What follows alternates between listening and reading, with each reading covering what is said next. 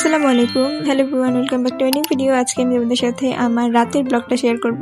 তো আমি যেহেতু নাইট শিফটে জব করি, সেটা দেখো রাত 1টা বাজে, মানে পৌনে 1টা বাজে, তখন আমি বসে বসছি আমার কাজে। তো নাইট শিফটে জব করার কারণে আমার হোল নাইট কাজ করতে হয়। অ্যাজ এ ফ্রিল্যান্সার সারা রাতই হলো তোমার ওয়ার্কিং আওয়ার। তো যারা ফ্রিল্যান্সার তারা বুঝতে পারবা। তো এখানে আমি আমার হেডফোনটা কানে নিয়ে নিচ্ছিলাম, কারণ একটু পরে মিটিং শুরু হবে। তো এত রাতে মিটিং করাটা আসলেই ডিফিকাল্ট। তো তোমরা যারা ফ্রিল্যান্সার আছো তারা বুঝতে পারবা আমার এই জিনিসটা, যে সারা রাত জেগে কাজ করাটা আমাদের একটা জার্নির মতো।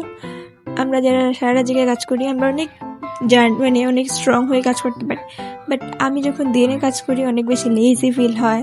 তো আমার এখানে একটা ডিজাইন ছিল একটা, তো আমি সেই ডিজাইনটা করতেছিলাম। এটা অনেক সিম্পল একটা ডিজাইন, এটা একটা অ্যাসাইনমেন্ট ছিল।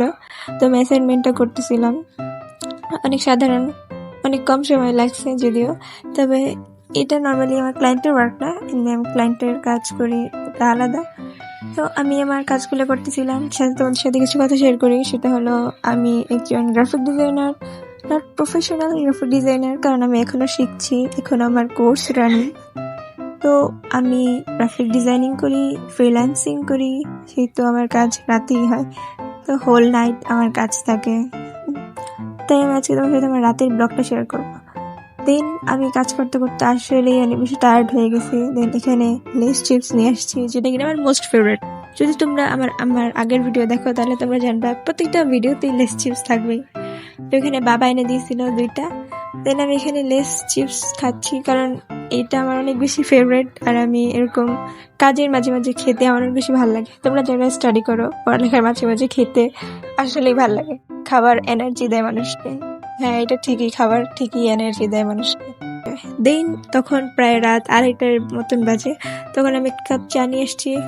আসলে চা কফি এটা তো রাতে লাগবেই মাছ।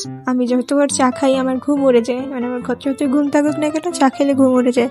তাই আমি অলওয়েজ চা নিয়ে আসি। তো এটা আমি নিজে বানাই নিয়ে আসছি। আর এই চাটা সেই দিন রাত্রে অনেক বেশি মজা হয়েছিল, আনএক্সপেক্টেড।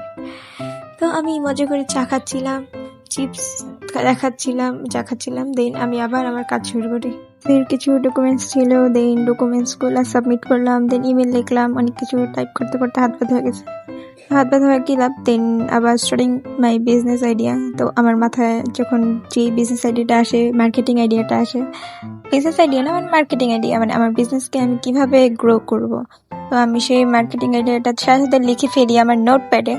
তো আমি এখানে আমার মার্কেটিং আইডিয়াটা লিখতেছিলাম, কিভাবে কিভাবে কি কি করা যায়। এটা একটা সিক্রেট, তাই আমি ভিডিওটা ব্লার করে দিব। তো তোমরা যদি জানতে চাও তাহলে আমাকে কমেন্ট করে জানাতে পারো যে আপু তোমার বিজনেস আইডিয়া মার্কেটিং আইডিয়া বলো। তো তখন এই যে আমি দেখাচ্ছিলাম কয়টা বাজে, আর আমার এখানে প্রচুর হাত ব্যথা হয়ে গেছে।